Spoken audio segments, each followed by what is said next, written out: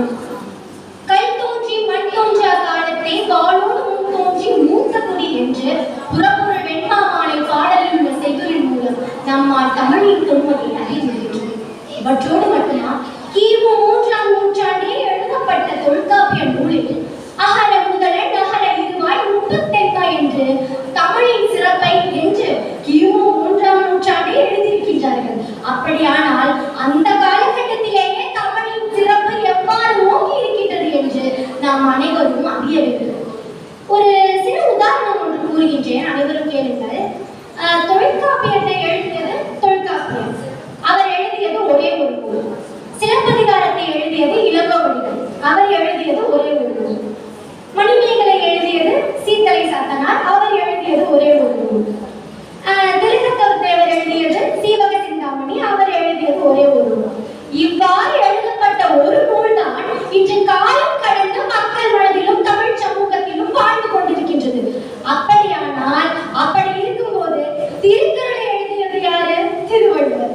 அப்பொழுது அந்த திருக்குறளும் இன்று காலம் கடந்து மக்கள் மனதில் தமிழ் சமுதாயத்தில் மட்டுமல்ல உலக அளவில் இன்று பறந்து விரிந்து கொண்டிருக்கின்றது என்றால் தமிழின் பெருமையும் தமிழின் சிறப்பையும் காலம் கடந்து தமிழ் இன்று வளர்த்து கொண்டிருப்பதையும் நம்மால் அறிய முடிகின்றது. அனைவரும் தமிழ் செய்யுளில் பாக்களை அறிந்திருப்போம், யாப்பு வடிவத்தை அறிந்திருப்போம். கணிப்பா, பஞ்சிப்பா போன்ற பல்வேறு பாக்கள் இருந்திருக்கின்றது. ஆனால் முதலில் நம் தமிழ் சமுதாயத்தில் தமிழில் குறள் வெண்பாவை எழுதியவர் யார் என்றால் அது திருவள்ளுவர் தான்.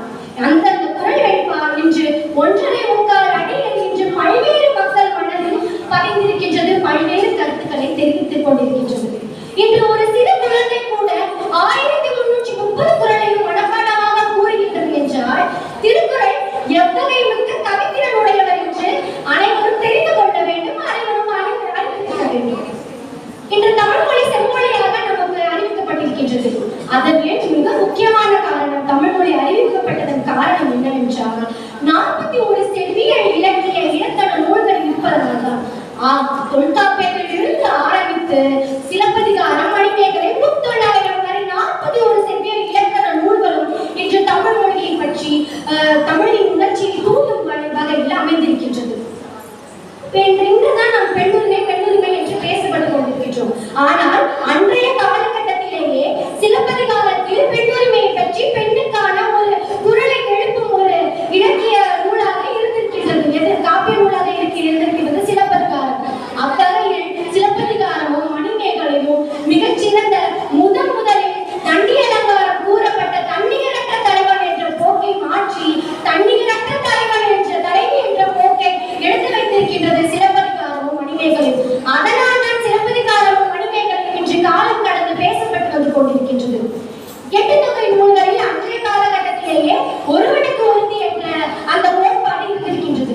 இன்று நாம் ஒருவனுக்கு ஒருத்தி திருமணம் என்ற அந்த சாஸ்திரத்தை நாம் பின்பற்றிக் கொண்டிருக்கின்றோம் என்றால் அது காலம் கடந்து விளைந்து வந்த அந்த 8 தொகை நூல்களின் மூலமே நாம் இதை பின்பற்றிக் கொண்டிருக்கின்றோம். இவற்றிற்கும் மேலாக ஆற்றுப்படை நூல்களை நீங்கள் அனைவரும் அறிந்திருப்பீர்கள். அதை அறிந்தவர்கள் அதை சற்று ஆராய்ந்து பார்த்தீர்களானால் ஒரு புலவன் மற்றொரு புலவனுக்கு உதவி செய்யும் வகையில் அமைந்திருக்கும். இது தமிழின் உணர்வை நாம் கூற வேண்டும். நான் ஏன் கூறுகிறேன் என்றால் இன்று தமிழ் சமுதாயத்தில் இன்றளவும் சுனாமி, புயல், வெள்ளம் போன்ற பல்வேறு இடர்கள் ஏற்பட்டு கொண்டுதான் இருக்கின்றது. அவ்வகையான இடர்களில் துன்பப்பட்டு கொண்டிருப்பவர்களுக்கு உதவும் நோக்கில் நம் தமிழ் சமுதாயத்தில் உள்ள தமிழ் மக்கள் இன்று கை கொடுத்துக் கொண்டிருக்கின்றார்கள். இது இடம்பெயர்வாக காலந்தோறும் கடந்து வந்த தமிழின் விளைவையும் தாண்டி காலந்தோறும் கடந்து வந்த தமிழின் உணர்வு என்றுதான் நாம் கூற வேண்டும். அதனால் தான் நாம் அனைவரும் இன்று உதவிகரம் வைக்கின்றோம். தமிழின் உணர்விற்கு ஒரு சிறு உதாரணம். இன்று ஈழத்து தமிழ் மக்கள் துன்பப்பட்டுக் கொண்டிருக்கின்றார்கள் என்பதை நாம் அறிந்து நாமும் இங்கு துன்பப்பட்டு குரல் கொடுத்துக் கொண்டிருக்கின்றோம். அதற்கு காரணம் என்னவென்றால் தமிழின் உணர்வு மட்டும்தான். காலந்தோறும் கடந்து வந்த தமிழை மட்டும் பரப்பவில்லை, தமிழின் உணர்வையும் தான் பரப்பி இருக்கின்றது. 7 தொடக்கி வைத்து என் நம்மை மண்ணிலே தீட்டி 7 திசைகளின் சுவையெல்லாம் பாடத்தான் வேண்டும் எழுகின்ற யுகத்தின் ஒரு பாடலை என்று விழுவரத்தினம் அவர்கள் தெளிவாக கூறுகின்றார். இன்று தமிழ் மொழி எழுத்து மொழியிலும் சரி பேச்சு மொழியிலும் சரி வழங்கப்பட்டு வந்து கொண்டிருக்கின்றது. ஆனால் சில